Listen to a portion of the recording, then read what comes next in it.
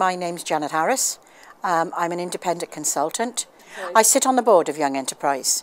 And for the first time ever, I think we're the first board that have ever fundraised. We've had to, because I think I explained on the catwalk, the government cutbacks meant that it could be that there were a number of schools that no longer would be able to afford, to do the programme. And that was wrong. So we needed to be in a situation where we could raise some money. Our business mentors would go into the schools where you've got the 15, 16-year-olds, try and explain to them what it was like to run a business. We would try to encourage them to enter the Young Enterprise Award Scheme, where they created and came up with a product.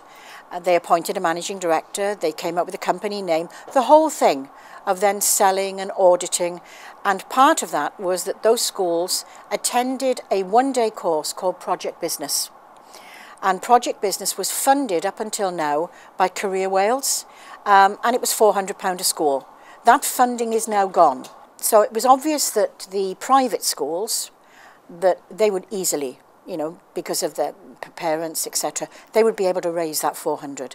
My concern was that the schools in poorer areas, and I don't mean this, disrespectfully, would struggle, and they possibly wouldn't take part of the scheme, which would have been a shame, because the one-year lad that we've used as an example won the Young Achievers programme and went on, to go up to the Wales finals.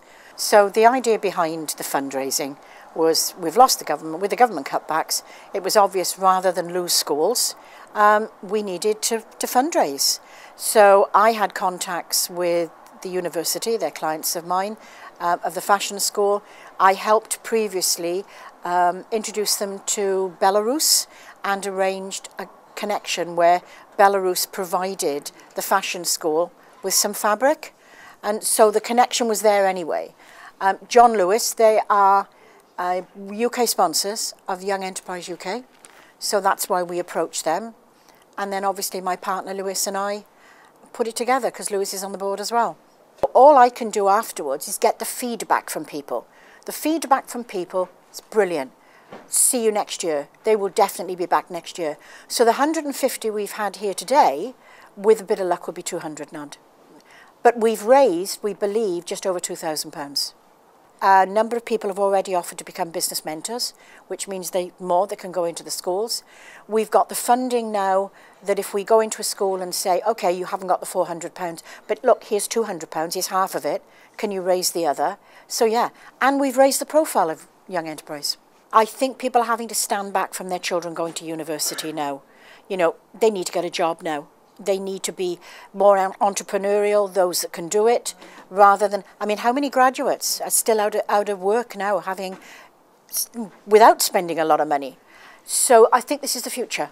Let's teach them to stand on their own 2 feet. Let's not teach them, but help them stand on their own 2 feet. The young man that won the Young Enterprise Award is now a trainee stockbroker. Otherwise, he would have gone on to university and maybe been out of work for 3 years afterwards.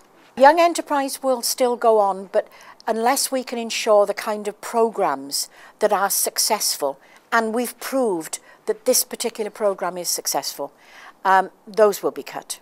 So it's up to us on the board and the business community to make certain that we keep it running. Support Young Enterprise, because that's the future of our country and the wealth of our country.